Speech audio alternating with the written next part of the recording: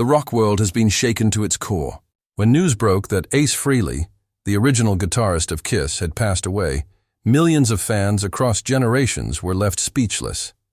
For decades, Ace had been more than just the spaceman. He was a symbol of raw talent, rebellion, and authenticity. His electrifying solos and mischievous grin helped define one of the most iconic bands in history, but what no one expected was the emotional storm that followed his funeral. As fellow rock legends gathered to say goodbye, Criss, Kiss's original drummer, stepped forward to deliver a tribute that silenced the entire world. The man, known for his fiery temper and rough-edged honesty, spoke words that not only honored Ace's memory, but also revealed a deeper truth about friendship, fame, and forgiveness. For years, Ace and Peter had shared a turbulent bond, filled with laughter, tours, addictions, and bitter fallouts. Yet beneath it all was a connection only two men who had lived through the chaos of Kiss's rise and fall could ever understand.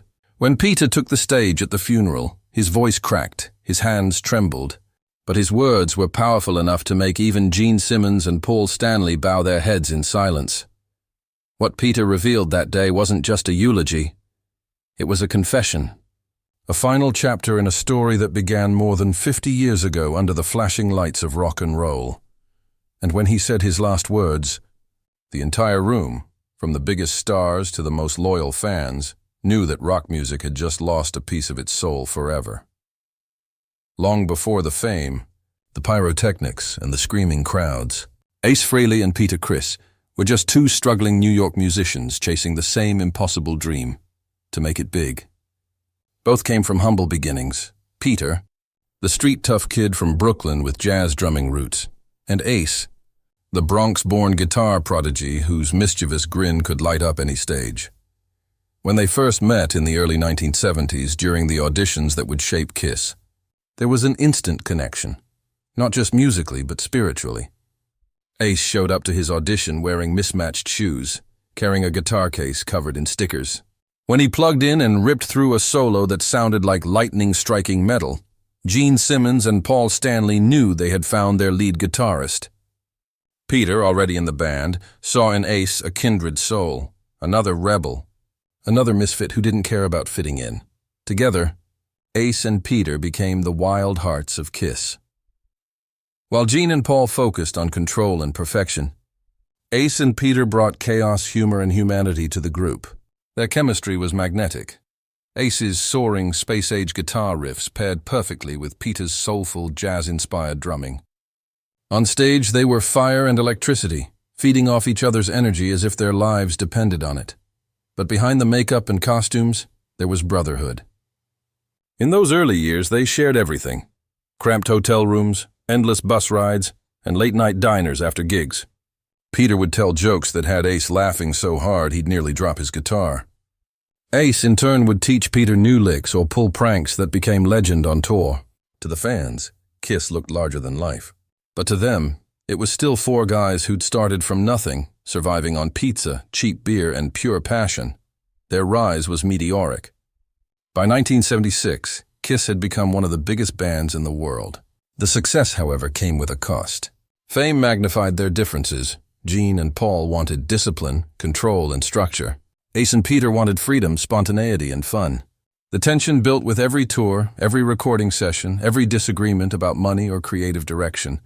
Yet, through the chaos, the bond between Ace and Peter stayed strong. When one of them was too drunk or too broken to perform, the other would cover, quietly helping without asking for thanks.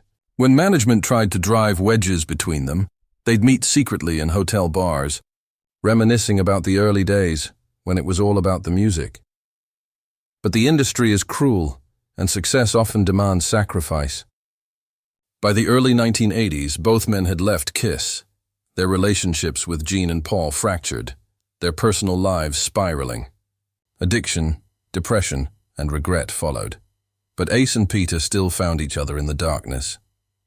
They'd talk for hours on the phone, laughing about old memories, mourning the band that once felt like family. Years later, when Kiss reunited in the late 1990s, fans saw them together again, the Spaceman and the Catman, shoulder to shoulder, performing for millions. Beneath the makeup, time had softened them. The grudges had faded. When they looked at each other on stage, it wasn't rivalry they saw, it was brotherhood reborn. In interviews, Ace often said Peter was the heart of Kiss, while Peter said Ace was the soul. Together, they represented what rock was meant to be, raw, real, and imperfect. So when Peter Criss walked into that church on the day of Ace's funeral, he wasn't just mourning a bandmate. He was saying goodbye to a brother who had shared his laughter, his madness, his struggle, and his music. The room was filled with rock legends and cameras, but Peter didn't care. This wasn't about the band. It was about the bond, the one that began in a smoky rehearsal room in New York City all those years ago. And as he looked at the closed casket at the front of the room, his hands trembling, he whispered quietly, "We were kids when we started this, man. And now you're flying again." The morning of Ace Frehley's funeral began quietly, but there was a strange energy in the air, something heavy, electric, almost sacred. The service was held in a private chapel in upstate New York, far from the flashing lights and roaring crowds that had once defined his life. Outside, fans lined the streets, holding candles, guitars, and old vinyl records. Some wore Kiss makeup in his honor, others just stood silently, tears glistening in their eyes. Inside the chapel, the air smelled of roses and old wood. The walls were lined with photographs of Ace through the years, smiling in his spaceman costume, jamming backstage, signing autographs and sharing beers with his bandmates. At the front stood a black casket adorned with a single silver lightning bolt, a nod to the energy that had defined his music and his persona. The attendees were a mix of family, friends, and rock legends. Paul Stanley and Gene Simmons sat together quietly, both men looking older, humbled, and deeply reflective. It was rare to see Gene the demon himself without words. Tommy Thayer, who had carried the spaceman mantle in later years, stood respectfully in the back, his head bowed. But it was when Peter Criss entered that the entire room seemed to shift. The murmurs faded. The cameras stopped clicking. Even the fans outside fell silent as word spread. Peter's here. Dressed in a simple black suit and dark glasses, he moved slowly down the aisle, his expression unreadable. But his hands trembled slightly, betraying the storm within. Peter hadn't been seen publicly in years. Rumors of illness and retirement had surrounded him, but none of that mattered now. He had come to say goodbye to the man who had once been like a brother. When the service began, a priest spoke briefly about Ace's love for life, music, and laughter. Then came the tributes. Former crew members shared stories of his wild humor. A young guitarist he had mentored played a haunting version of New York Groove, the song that had once launched Ace's solo fame. But the moment everyone was waiting for came when Peter was invited to the podium. He hesitated for a moment, gripping the edge of the casket as he passed it. The chapel fell completely silent. Then he looked out at the crowd and said, his voice trembling, "Ace and I. We were the outlaws of Kiss. The ones who didn't always follow the rules. But that's what made us who we were." He paused, swallowing hard before continuing. "We fought, we laughed, we broke things, we fixed them again. But through it all, he was my brother. You could never stay mad at Ace. He'd crack a joke, flash that grin, and suddenly you were laughing too." A small ripple of laughter spread through the room, soft, bittersweet. Then Peter grew quiet again. His eyes glistened as he looked at the casket. People always talk about the music, about the records, the tours, the fame. But what I'll remember most about Ace isn't the spaceman. It's the man who once shared his last dollar with me when I was broke. The man who stayed up all night helping me fight my demons when I thought I couldn't go on. He wasn't perfect, but neither was I. We were brothers in that imperfection. The emotion in his voice cracked. Gene Simmons lowered his head. Paul Stanley wiped a tear. Even the priest stepped back, visibly moved. Then Peter said something no one expected. "We both made mistakes. I said things I shouldn't have. He said things he didn't mean. But today I want everyone to know. I forgave him a long time ago. And I hope he forgave me too." A hush fell over the chapel. In that moment, it wasn't just a eulogy, it was redemption. Decades of pain, ego, and misunderstanding dissolved into something pure and human. Peter ended with a final whisper. You always said you wanted to fly higher, brother. Now you can. Save me a spot in the stars." He placed his drumsticks on the casket, his final offering, and stepped back. The audience rose to their feet, not in applause, but in reverent silence. That silence said everything. To truly understand why Peter Criss's tribute hit the world so deeply, you have to go back to the early days, before fame, before fortune, before the fights. The bond between Ace Frehley and Peter Criss wasn't born on stage. It was forged in the struggle that came long before Kiss ever became a phenomenon. In the gritty streets of New York City in the early 1970s, the music scene was brutal. Clubs barely paid, equipment constantly broke down, and dreams often died faster than they began. Peter and Ace were two musicians who didn't fit the mold. They weren't polished or strategic like Gene Simmons and Paul Stanley. They were raw, emotional, and impulsive. But that's also what made their connection so real. They understood each other's chaos. When Ace would spiral into one of his drunken nights, Peter was usually the one to pull him out. When Peter's temper would explode in frustration, Ace was there to crack a joke, break the tension, and pour another drink. They balanced each other. Ace's humor softened Peter's fire, and Peter's loyalty grounded Ace's recklessness. They shared an unspoken understanding that fame would never change. Yet ironically, fame was what tore them apart. When Kiss exploded into superstardom, the spotlight began to divide rather than unite. Gene and Paul wanted control, professionalism, and precision. Ace and Peter wanted freedom, rebellion, and fun. The band became two halves of a war, the disciplined businessmen versus the wild artists. And while Kiss's success grew, so did the fractures beneath it. Peter and Ace leaned harder into each other, finding comfort in their shared alienation. But their friendship, like their fame, became tainted by addiction. The parties, the late nights, the constant pressure, it all began to take its toll. By the late 1970s, both men were spiraling. Ace once admitted in an interview, "We were flying too close to the sun, man. We thought we were invincible. But you can't outrun yourself." When Peter left the band in 1980, Ace followed not long after. Both men, though separated by miles, were still connected by something deeper, a sense of loss. They didn't just lose Kiss.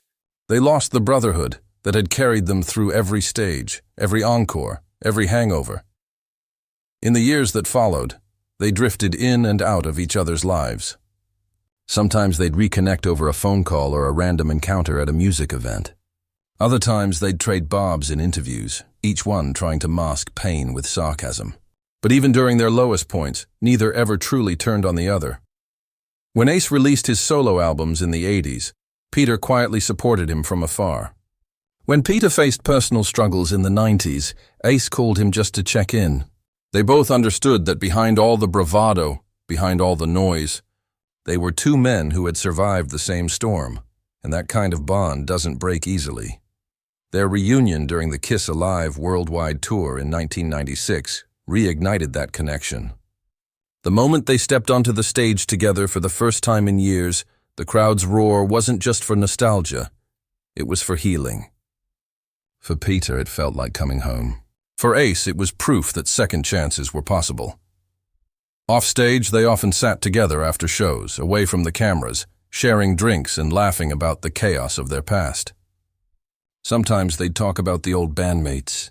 Sometimes they'd talk about the future. But more often than not, they'd just sit in silence, two aging rockers who had outlived the wildest parts of themselves. In one rare interview, Peter said something that now feels prophetic. Me and Ace. We burned bright, maybe too bright.